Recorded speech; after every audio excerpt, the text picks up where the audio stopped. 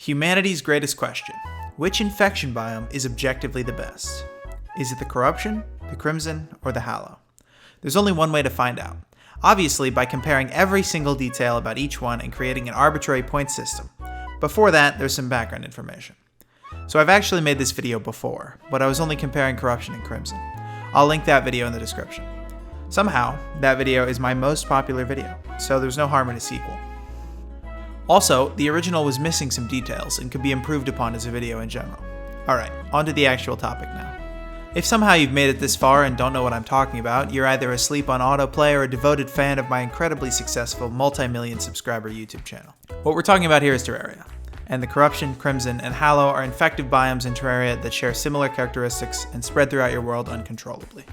I've categorized the biomes into 4 sections, and we'll look through and compare them to find a definitive answer to the unsolved problem of which is best.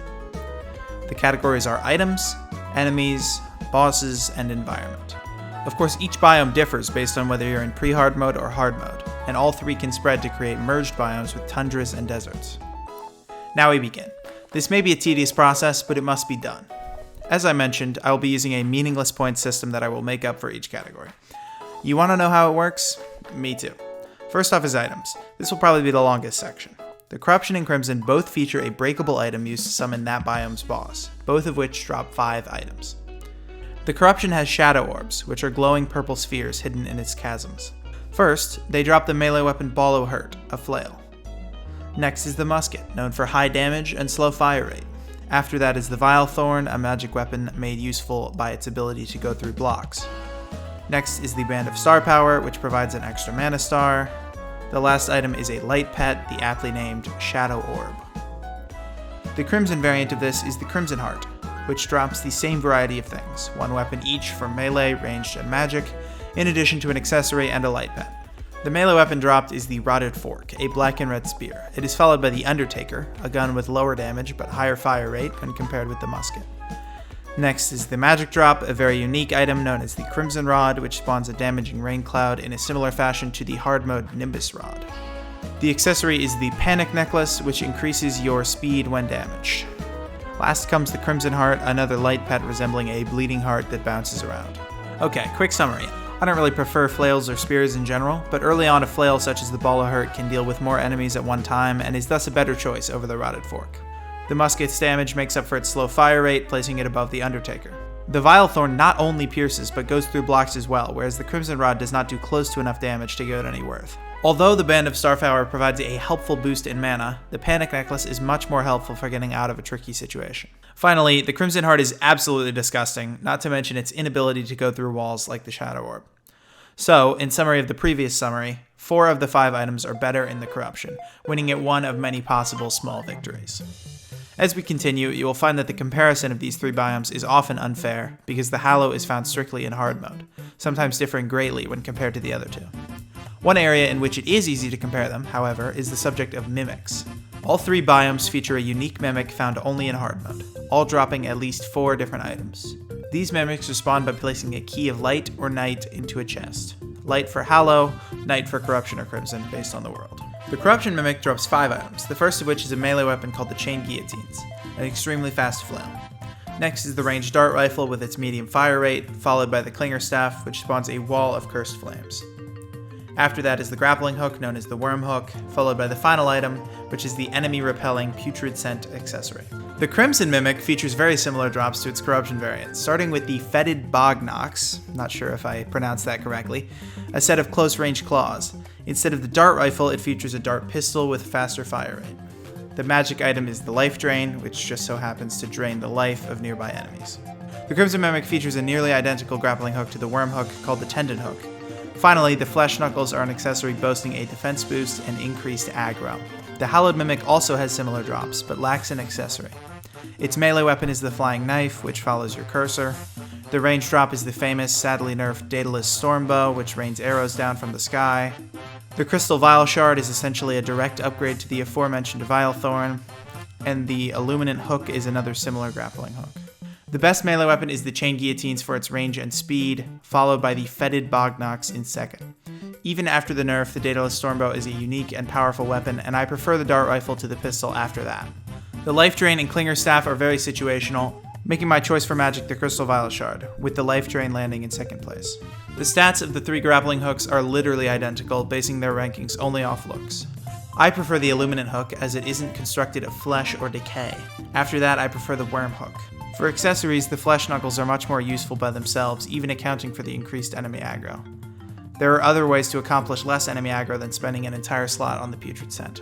That finishes up our Mimics category, with 3 of the items favored being from the Hallow, granting it victory in this section. I promise we're almost done with the items section. For basic crafting, Demonite and Crimtane bars make variations of the same thing, and Hallowed bars aren't even really from the Hallow, so I won't take those into consideration. The only thing that is different is the armor, which I will go into right now. Demonite bars make Shadow armor, which offers boosts to attack speed and movement speed. Crimson armor is constructed from Crimtane, offering increased regeneration. Again, Hallowed bars have essentially nothing to do with the Hallow, giving it an automatic third place. Health is not easy to come by early on in the game, making Crimson armor much more useful, as speed can be accomplished in a variety of other ways. Next, a Spell Tome can be crafted from hard mode resources in each biome. You can make the Cursed Flames with Cursed Flames from the Corruption, the Golden Shower with Ichor from the Crimson, and the Crystal Storm with Crystal Shards from the Hallow. The effect Ichor has on its targets of drastically reducing their defense makes the Golden Shower the perfect secondary weapon. After that, I prefer the Cursed Flames for its Inferno effect over the piercing shown by the Crystal Storm.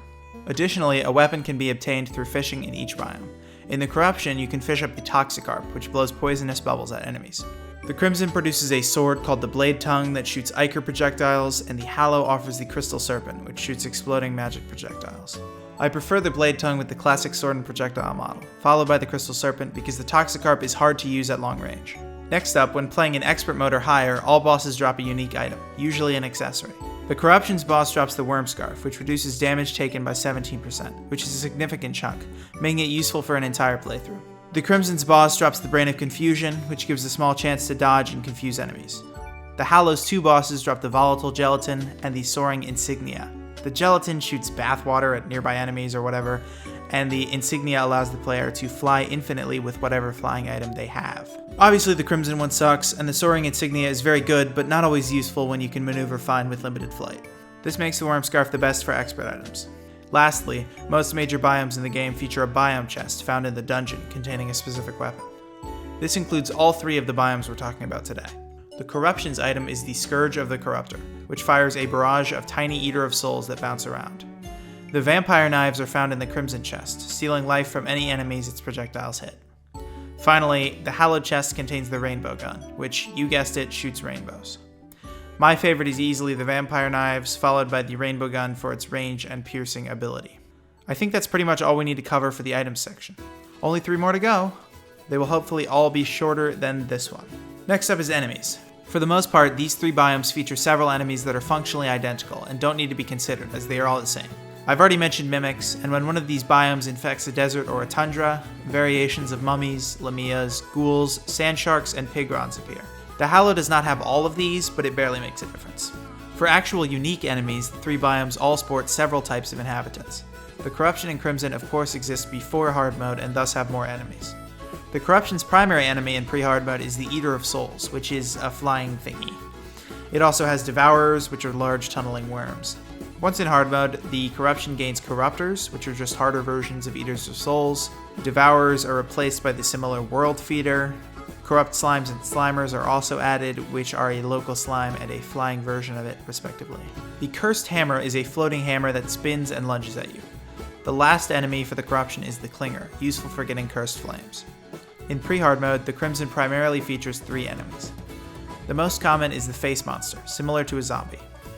A flying creature similar to an Eater of Souls called the Chimera can also be found, along with Blood Spiders. In hard mode, a Crim Slime, similar to the Corrupt Slime, is added. Also added are the fast-jumping Herplings and jellyfish known as Blood Jellies. Underground, a few more enemies can be found, such as the Ichor Sticker and the Floaty Gross. An enemy similar to the Cursed Hammer called the Crimson Axe can also be found. As I've already mentioned, the Hallow has less enemies as it only exists in hard mode. The surface offers relevant enemies like pixies and unicorns that fit with the theme of the biome.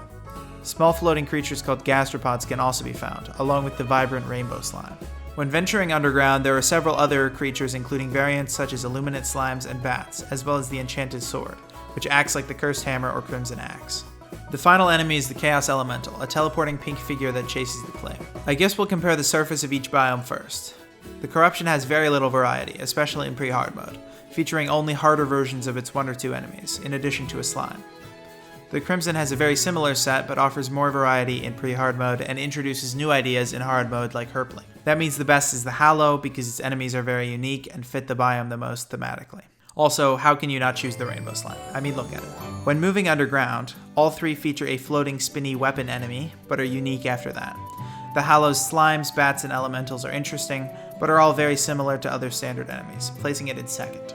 The Corruption's clingers are fairly boring when compared to the Crimson's Ichor stickers and floaty grosses, making Crimson the winner. Our third category is bosses, in which the Corruption and Crimson each have 1 and the Hallow has 2. None of these 4 are similar at all. The Corruption's boss is the Eater of Worlds, a giant worm with many segments. There are several worm enemies and 2 worm bosses, leaving not much to make this boss unique. Of course, it's found very early on, so its simplicity is understandable. The Crimson offers the Brain of Cthulhu, which is a large brain that can teleport and create fake versions of itself, so very interesting. Both of these bosses basically only drop the resources for their respective armor sets, so their drops shouldn't be considered. The Hallow's bosses are completely different and both in hard mode, and are thus much harder. The first of these is the Queen Slime, which in my opinion is fairly boring when taking the already existing King Slime into consideration. But the Hallow's other boss is very interesting, the colorful Empress of Light. Often considered one of the most difficult bosses in the entire game, the fight forces you to move and dodge quick attacks. The Empress also drops many powerful items, including the Terra Prisma. I've made it pretty obvious, but first place goes to Hallow, followed by the Crimson. Our last section is the environment category. The Corruption illustrates decay with deep purples and rotting enemies and landscapes. I received a comment on my last video from casual viewers saying that Corruption fits the theme of taking over the world more than the other infection biomes, and I agree with that. The Crimson is focused more on blood and gore than infection, which although unique, does not fit the description of a corruptive force. Lastly, the Hallow is all rainbowy and magical, which is cool and all, but does not portray its evil intent toward the player, meaning I might have to give the winner to Corruption. Okay, now we've looked at every category and should be able to calculate which one is the best. I'm not going to go too in-depth into my point system, but basically first place gets 3 points, second place gets 2, and third gets 1. If, say, the Corruption had the most smaller victories in the enemy section, then it would be first and get 3 points in the entire category. It's complicated, but it should work. So in the first category, items, I've done all the points, and Crimson finishes first, gaining 3 points, with Corruption following that, and then Hallow. After the enemies category, Crimson and Hallow both receive 3 points, and Corruption gets 1. This makes the total 3 for Corruption, 6 for Crimson, and 4 for Hallow. The next category is bosses, in which Hallow wins followed by Crimson. This makes the totals 4 for Corruption, 8 for Crimson, and 7 for Hallow. In the final category, environment, I gave the win to Corruption, followed by Hallow. The totals are now 7 for Corruption, 9 for Crimson, and 9 for Hallow. Crap, there's a tie. I should have seen this coming. Okay, so I could do a coin flip, or I guess the only reasonable solution would be to compare the biome's respective wooden toilets. You heard me. Look, here's the Crimson one, and would you believe it, ladies and gentlemen, here's the Hallowed one. Uh-oh, looks like I like the color scheme and design of the Shadewood toilet more, making Crimson tonight's big winner.